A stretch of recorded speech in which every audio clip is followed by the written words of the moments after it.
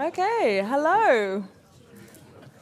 Hello, everybody. Good evening. Good evening. Welcome to the UnHerd Club, to those of you for whom it is your first visit to us. And for those returning guests, a very special welcome. Please come again and keep coming again and bring your friends. I got in a spot of trouble last week for not saying who I was at the beginning of the event. So this time I will. My name is Flo Reed. I'm a presenter and producer here at UnHerd. And if you're watching online, which we have some subscribers watching online, then you're not a subscriber, then there's going to be a 15-minute timer on the screen. Now, after 15 minutes, you're going to feel like a bit of a schmuck because everything is going to kind of go fuzzy, and you won't be able to see the rest of the event, unless, of course, you become a subscriber, which I would heartily recommend.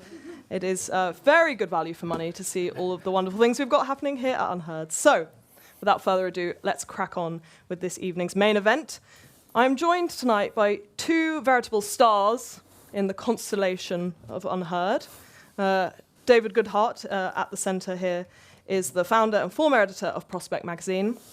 He's the author of many much-lauded books, including The Road Somewhere, Head, Hand, Heart, and most recently, The Care Dilemma. If you're watching on YouTube or on our live stream, then there will be a link for you to buy that very book, and I would heartily recommend it. And next to him is Mary Harrington, perhaps UnHerd's most beloved columnist, at least in certain corners of our readership, and the woman who coined the term reactionary feminism. In fact, we've got a real smorgasbord of coinage here tonight. If there were two people who've coined more terms than anyone else, I think these might be the two. She is also the author of Feminism Against Progress, a brilliant book, which I'd also strongly recommend you go out and buy. Please give them both a very warm welcome to the UnHerd Club.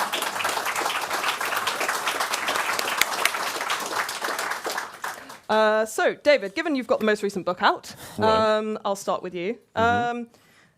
You came to me quite a long time ago, actually. This has been a long time in the making, this event, and said that when you were writing The Care Dilemma, your most recent book about the crisis in the care industries, you kind of hit a third rail topic. And you were far too sensible and probably smart to open the Pandora's box of this topic in the book to any great extent, but you thought maybe it could warrant some more conversation.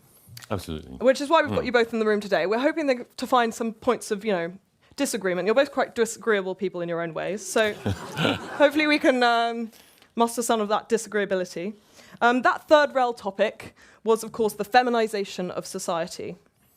And, of course, here at UnHerd, we can't help but love any sort of forbidden fruit. If someone says you shouldn't say something, then, of course, we want to talk about it. So, first things first, what do you mean by a feminized society? Well, can I just read one paragraph you can. From my book? You'll be allowed one paragraph per event. So I was talking in the section about the advance of women in education, in the professions and so on. I mean, all these numbers are pretty well known. And I said the overall effect of these changes is surprisingly underanalyzed. The lower tolerance of risk and stronger impulse to avoid harm, sometimes called safetyism, which can be partly attributable to a greater female weight in politics and society, may have played a role in the dramatic lockdown response to the pandemic. It may also be there in the expanding web of regulation and safety nets in business. The Human Resources Department has become overwhelmingly female. I didn't discuss, except in that paragraph, and it was picked up very annoyingly in a very sniffy review by Hannah Barnes in the New Statesman, who said, but surely the pandemic cannot be regarded as anything related to feminization because all the people running government at the time were men, which is obviously a slightly silly view, because we're talking about changes to norms in society and changes to institutions. We now have several institutions that have become majority female in recent decades: higher education, publishing, medicine. The public sector is now probably 70-75% female, and if we assume there are, as I think we can now assume that most people, even mainstream feminism now accepts that there are significant psychological differences between men and women on average. Women being more risk averse, empathetic, less aggressive, and so on. I think that has become more mainstream. I mean, feminism has become less androgynous in the last 10, 15 years, perhaps partly prompted by the whole trans dispute, which has helped to revive feminism in some ways, kind of along biological lines. And I think that has made it possible now to look at these trends. Obviously, women have a great deal more political, cultural, economic power than they did 50 or 100 years ago. And it doesn't seem to me silly to, say, compare the response to the pandemic to the response to the Spanish flu 100 years earlier, and there was no response. Indeed, there was censorship, so that people didn't know it was happening at the time. And I think the interesting question is to what extent that huge change in so the Spanish flu, much more virulent, killed people of all ages, much more virulent than COVID, and yet we did nothing. And 100 years later, we closed down our societies and our economies. And now there are all sorts of reasons, apart from feminization, that you might account for that difference. The fact we're much older societies, the fact that we're much richer societies can afford to protect people from harm in a way that poorer societies can't. But I think feminization is part of that story, and I think it's something that we should talk about. The shifting norms, the majority female institutions. How has that changed things? Has it changed things for better, for worse, neutral? I think we can now have a conversation about it. What is the other evidence, if we set COVID aside? What's the other evidence that society has in some way feminized? Because, as Hannah Barnes mentioned in her review of your book, if you looked at the leadership of major institutions and, in fact, the country as a whole, you might still think that you lived under a male-dominated society. So how could a society that still has men in positions of power become feminized? And what does that actually mean to be feminized? Well, 100 years ago, there were no women or virtually no women in positions of power. And now, 40% of MPs, 47% of all public appointees, the professions are more or less equal. Women now dominate higher education, at least at the student level. We've seen huge change, and we should ask questions about what difference that is making. Maybe it's making not very much difference. There is some evidence, particularly from America, that it's making quite a lot of difference in higher education. Corey Clark has done a lot of work on male academics versus female academics, and male academics being much more in favour of free speech and advancing knowledge, female academics being much more kind of on the protecting people from emotional harm and sort of social justice end of things. So it is having a real effect on our institutions, and we should, hard though it is to quantify. Like I say, that the difference between Spanish flu and COVID, there's a lot of other differences too, apart from the huge increase in female power and cultural influence. Let me turn to Mary, just because I want to get your response. What say you to David's diagnosis here of the feminization of society having these kind of downstream effects? Well,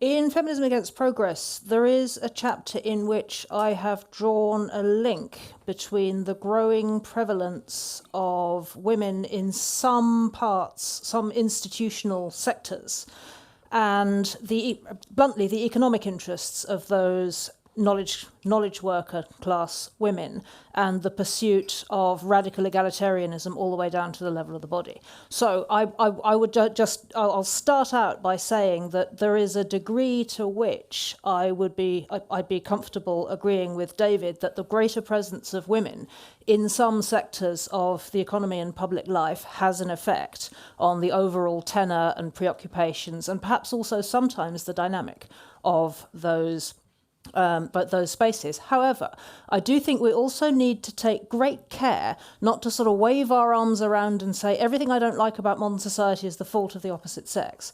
I mean, I feel like there's a danger of slipping into the mirror image of that thing that liberal feminists do when they say it's all patriarchy, it's all the patriarchy, and it's bad, and we must abolish it.